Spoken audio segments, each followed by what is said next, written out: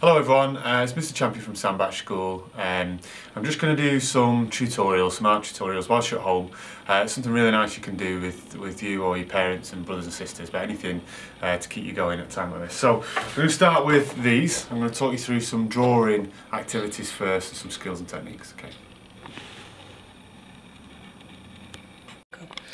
Okay, so drawing a straight line with just a pencil and no ruler is quite a complicated thing, but if you know how to do it, it's quite simple.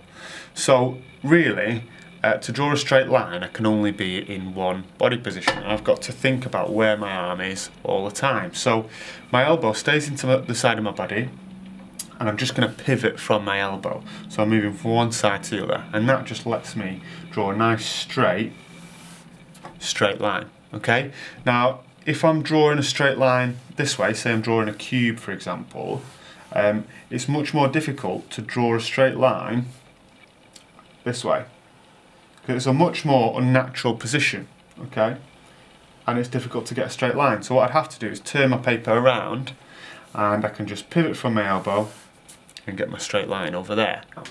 So we're going to do a little practice test. So I'm going to press on really hard and go from dark to light, okay, so start pressing on quite hard using the edge of the pencil, and gradually take all the pressure off my pencil until I've got almost nothing, okay? So that's what I can do really well halfway through the pencil. Holding it further down like this is for really fine details. I might be getting sharp edges or something with that. And then further up, again, that's just for really light shading. So that's just resting the pencil on the paper and getting really light shading in certain areas. So just think about where you're holding your pencil when you come to doing these shading techniques. So this is the sheet that you'll be working on. So basically down the left hand side you've got different textures and mark making that you can do. So you've got things like cross hatching, which I'll show you in a minute. We've got dots and dashes, but all these different ways of creating tone using different mark making skills. So think of as many different mark making and textures as you can to put in those. So you can see these two boxes here. You've got a light source on here, because this is where the light is coming from. You've got the lightest area on this side of the cone, and then the darker here where it doesn't hit. So exactly the same on this one. You figure out where your light source is, and then you do the appropriate shading. Okay, so we're going to start with this circle here. Obviously the light source comes from this side, as you can see there, and then this side is a bit shadowed. So there's lots of different ways to add shading to these, but I'm going to show you the simplest way. You can try lots of different techniques as well as this one. So the easiest way is just nice simple cross hatching, it's called. So nice straight lines using my elbow into my body, just using straight lines away from my arm. Okay, so I'm going to start up here. I'm just going to nice and gently rest the pencil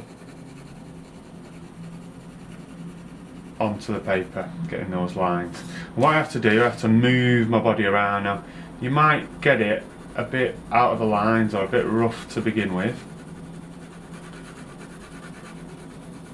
And just gently take all the pressure off. But don't worry about that. So what I do is just slowly build up from each side,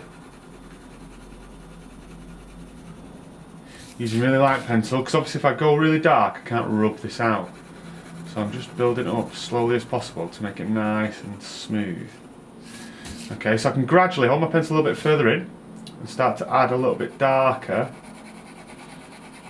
shading with a bit more pressure. Okay, let's keep going. And shading should take you quite a while, because if you want nice smooth gradients from dark to light, then you are going to have to spend your time making sure it's nice and smooth. So again, I'm just holding my pencil a little bit further down as I go, a bit more,